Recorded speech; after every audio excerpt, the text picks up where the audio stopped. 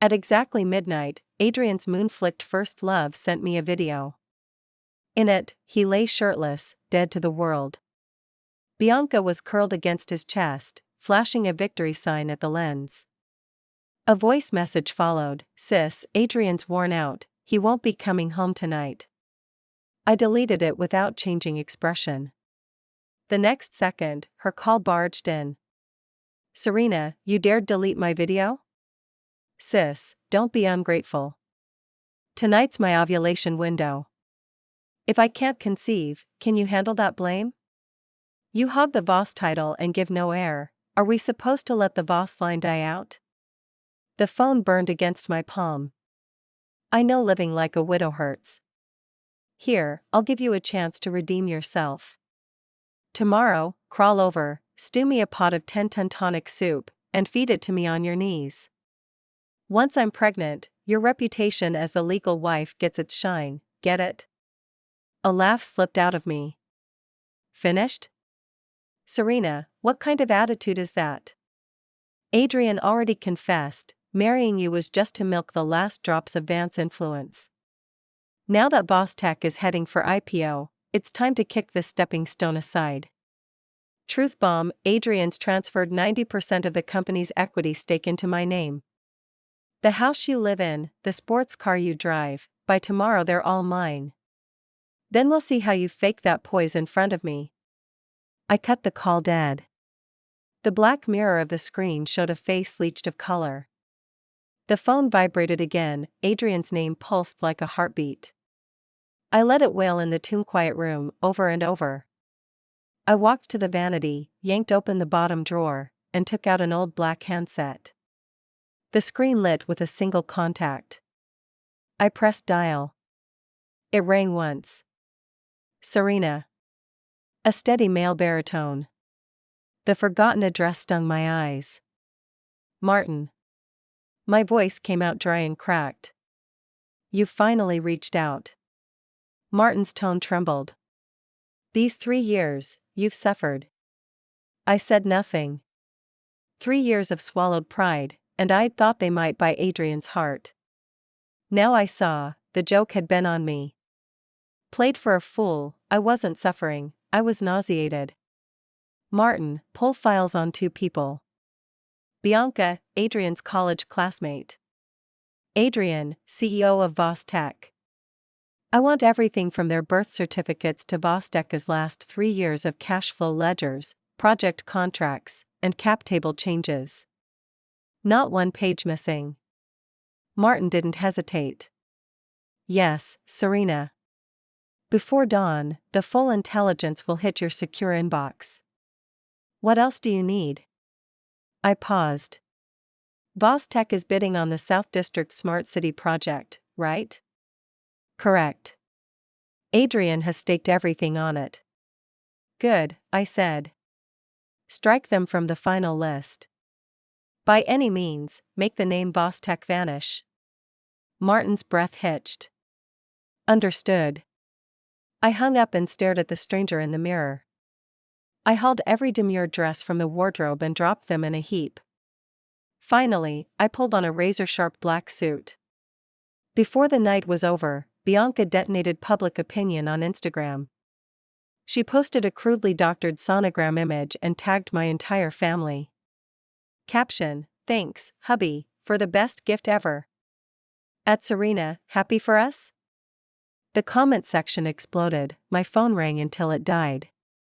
Tonight was the city's annual charity gala.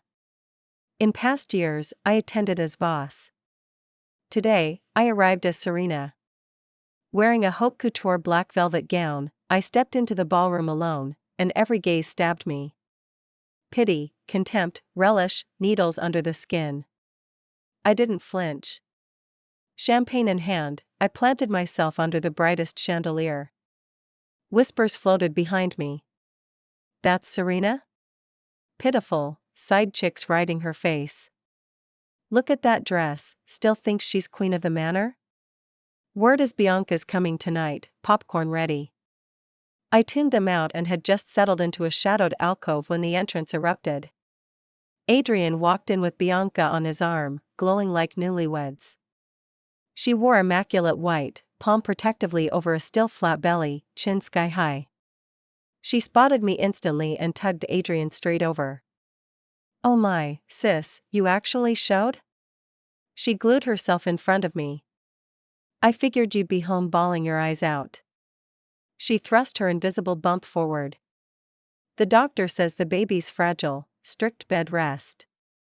But Adrian insists I appear from now on a washed-up frump like you no longer deserves the spotlight."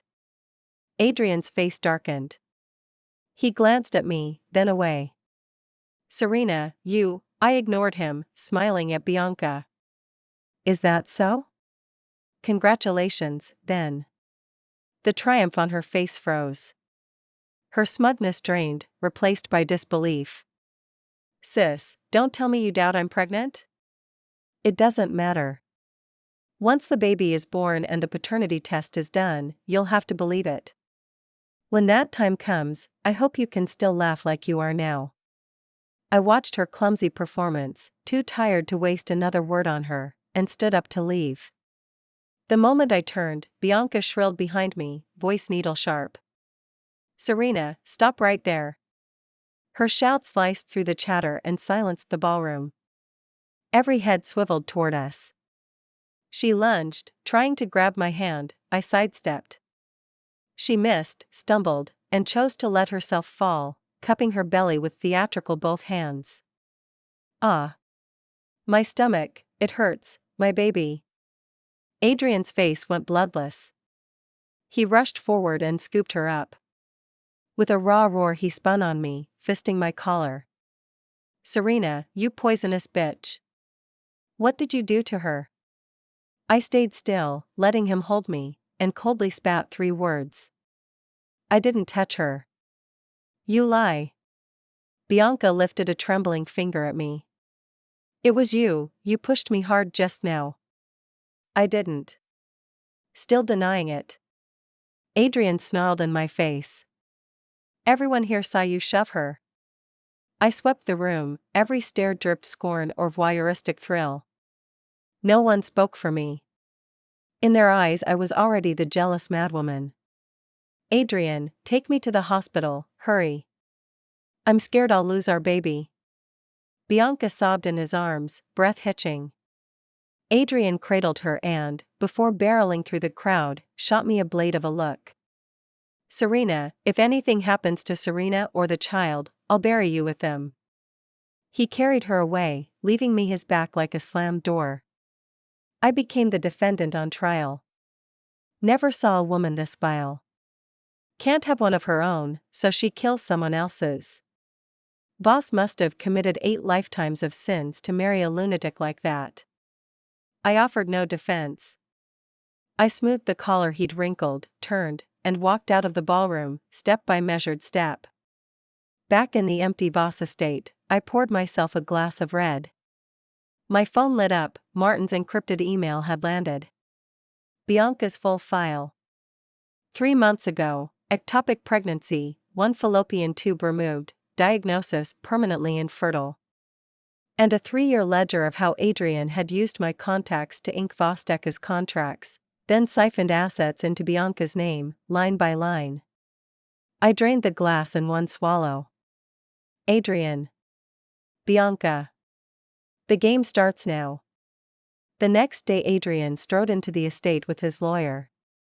Exhaustion ringed his eyes gray, yet the corners of his mouth twitched with triumph. He flung a folder onto the coffee table. "Divorce papers. Sign." His voice carried 0 degrees. I picked it up. The terms were a farce. Leave with nothing. I would forfeit every cent and pay Bianca a colossal emotional damages fee. "Serena, you asked for this." He slouched on the sofa, lit a cigarette, raking his gaze over me. "You nearly made Serena miscarry. I'm not calling the cops only because we once shared a bed." Looking at him turned my stomach. "And if I refuse?" "Refuse?" He barked out a laugh. "Serena, you still think you're Vance Serena? The Vance disowned you long ago. You're nothing but my kept bitch now." Walk out that door and you won't afford next month's rent. Every syllable was a needle in skin already numb. Yes, for him I had cut my family loose. Adrian, I said, voice shaking, without me you'd still be coding in a basement. Adrian's cheek twitched, but he lifted his chin higher. Helped me? Serena, stop flattering yourself. Boss Tech is the empire I built with my own 2 fists. What does a parasite who only knows how to swipe my credit card have to do with it? Bringing up ancient history, don't you find it pathetic? I laughed. I lifted the agreement and, right in front of him and his attorney, tore it to confetti, piece by slow piece. Adrian's face turned the color of ash. Serena, I'm warning you for the last time, don't push your luck. Fight me and I have 100 ways to make you disappear from this city. His lawyer nudged his glasses. Boss, we already possess complete evidence of your intentional assault on Sterling at last night's banquet. If you insist on being uncooperative, we'll resort to legal action. In that scenario you walk away penniless, and quite possibly behind bars. I looked at their ugly faces and laughed until my shoulders shook. His arrogance was his biggest flaw. And I intended to exploit it. Fine. I'll sign. Adrian and his lawyer left like victors, satisfied smirks in place. They gave me 3 days to pack and vanish. The cavernous estate was left to me alone. I walked into the study, slid the oil painting aside, and opened the wall safe. Inside lay only an antique velvet box. I lifted the lid, a black gold ring carved with intricate runes and a pure obsidian card rested side by side. The 2 items my father had pressed into my palm from his sickbed the day I turned 18. The highest clearance level of Vance. 3 years ago, for Adrian, I locked it away completely. Now it looks as if I was wrong. I slid the ring onto my ring finger, that familiar weight calmed me utterly. I picked up the black card and dialed the number printed on the back. Good afternoon, Vance. Vance at your service. A deferential woman's voice came over the line. Put me through to Martin. Certainly, please hold. A few seconds later, Martin's voice arrived. Serena. Martin, mobilize every resource the group has, no cap, no cost, buy up every freely floating share of Boss Tech on the market. I want to be its sole, absolute controlling shareholder inside 3 days. Martin was silent for a beat. Serena, are you certain? It's time to take back what's mine. I want Adrian to fall from the cloud he thinks he owns. Shatter every bone. Understood. Also, draft a cease and desist letter at once, file in my name, sue Adrian for adultery during our marriage, illegal transfer of community property, and commercial fraud. You already hold all the evidence. I want him to never again see daylight outside prison walls. Yes, Serena. The group's top legal team is on 24-hour standby. I ended the call, walked into the dressing room. Snipped every dress that had ever signaled Voss into scraps, stuffed them into trash bags. Then I changed into the white suit tailored for me alone. In the mirror my jawline was set, my eyes ice cold. I stepped out of the Voss estate, a black Bentley was already waiting at the gate. The car glided toward the tallest tower downtown. There, only there, was my battlefield. The top-floor office of Vance overlooks the entire financial heart of the city. Martin stood at the plate glass wall and inclined his head. Serena, welcome back. I gave a nod, moved to his side, and looked down on the forest of steel.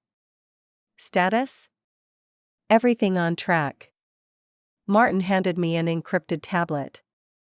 This is Vostek's latest cap table. Through our shell accounts we now hold 42% of the outstanding shares. The litigation brief is ready, evidence chain intact, waiting only for your word. I flicked through the dense figures. Where is Adrian? Still celebrating. Martin snorted. He thinks your signing the divorce papers means you surrendered. I tugged one corner of my mouth. Hopelessly stupid. Serena, one more thing. Martin's expression sobered.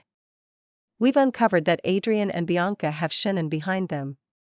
Shannon intends to use Boss Tech to torpedo our ARC project, the one tied to the country's energy security for the next decade. I hadn't seen that coming. Shannon, Vance's biggest domestic rival.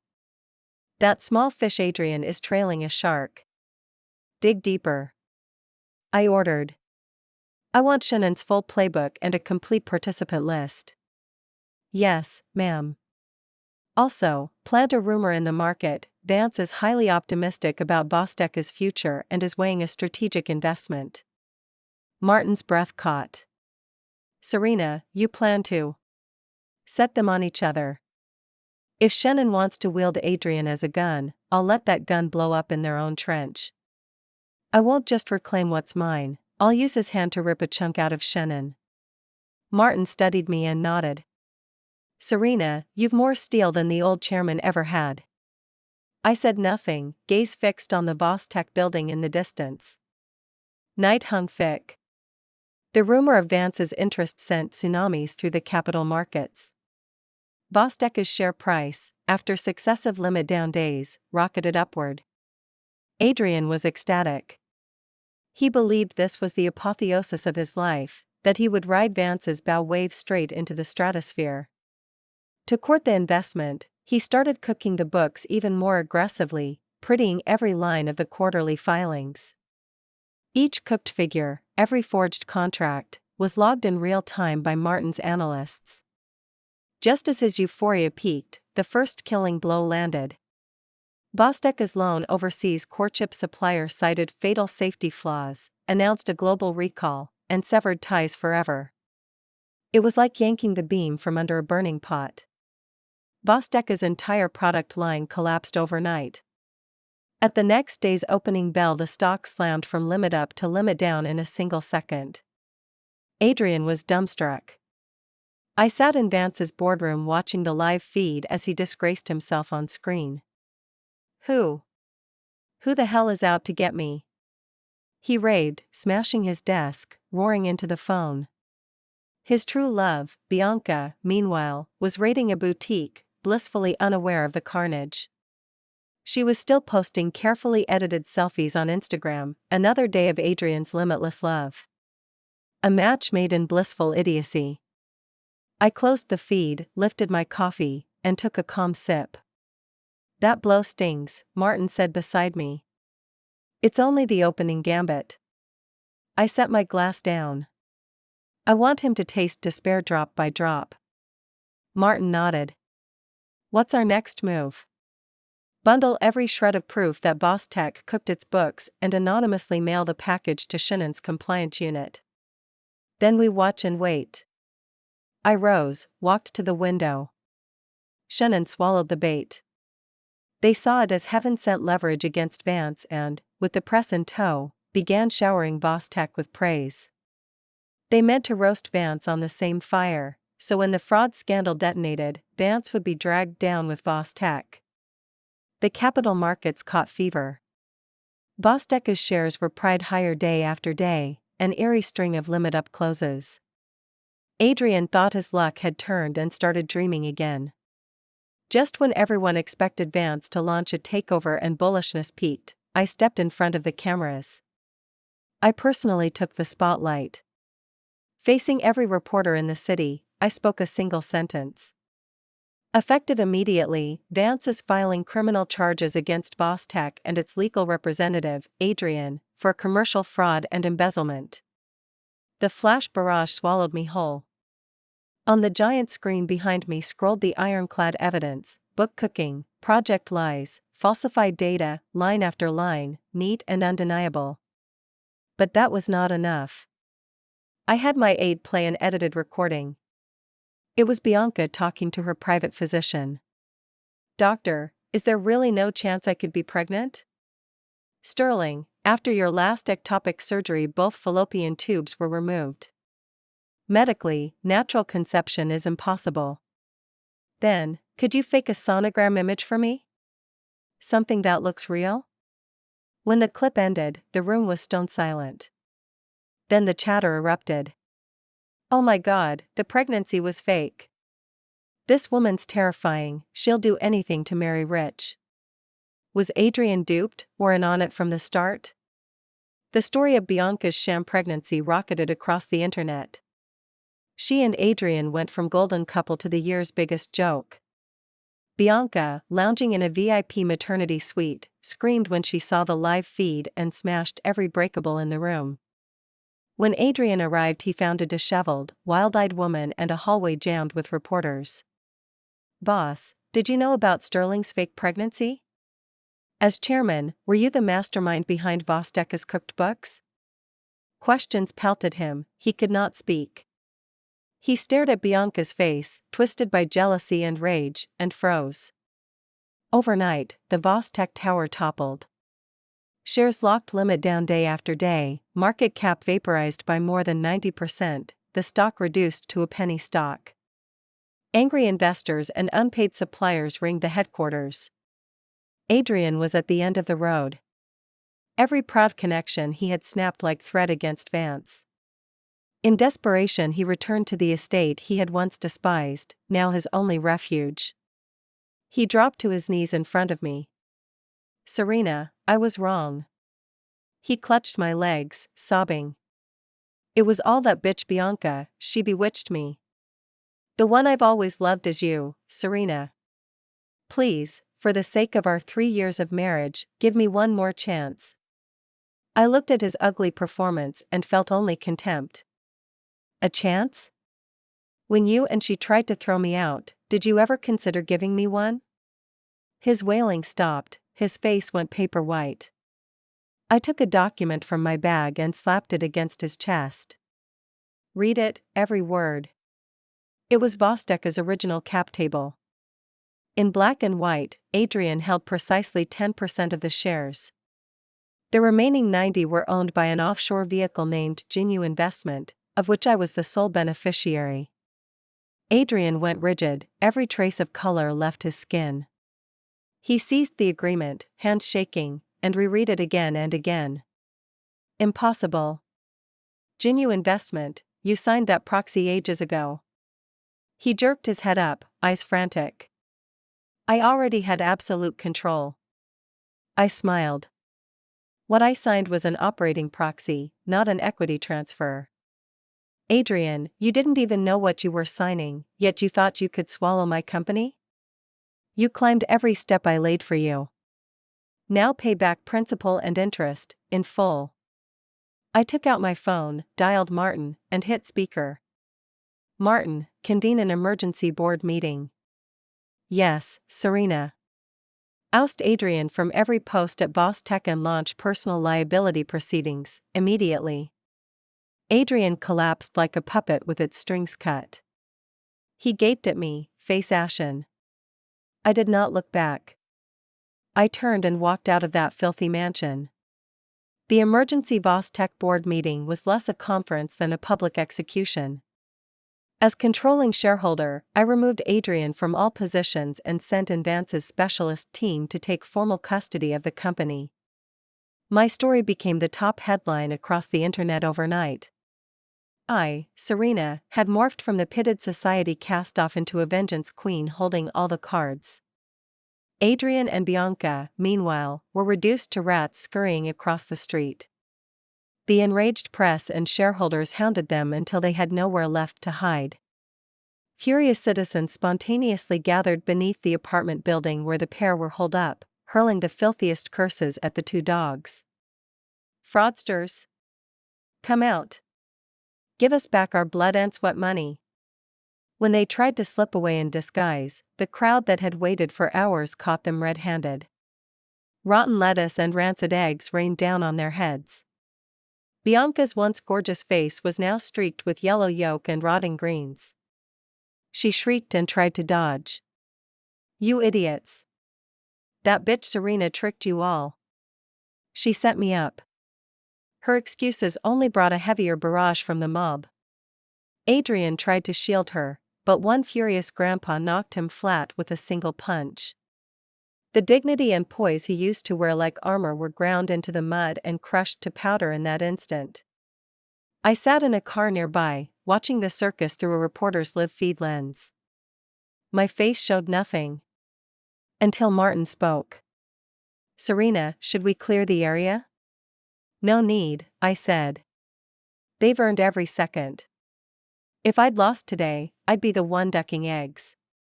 Martin fell silent. The car eased away from the chaos. I didn't glance back at those two wretched figures. Public condemnation was only the first sentence. Inside the courtroom, solemn silence reigned. I sat at the plaintiff's table, expression calm. Across the aisle, Adrian and Bianca wore gray jumpsuits, their faces gaunt. The judge brought the gavel down. Defendant Adrian, for embezzlement, commercial fraud, and forging corporate seals, the penalties are combined: 15 years imprisonment and confiscation of all personal property.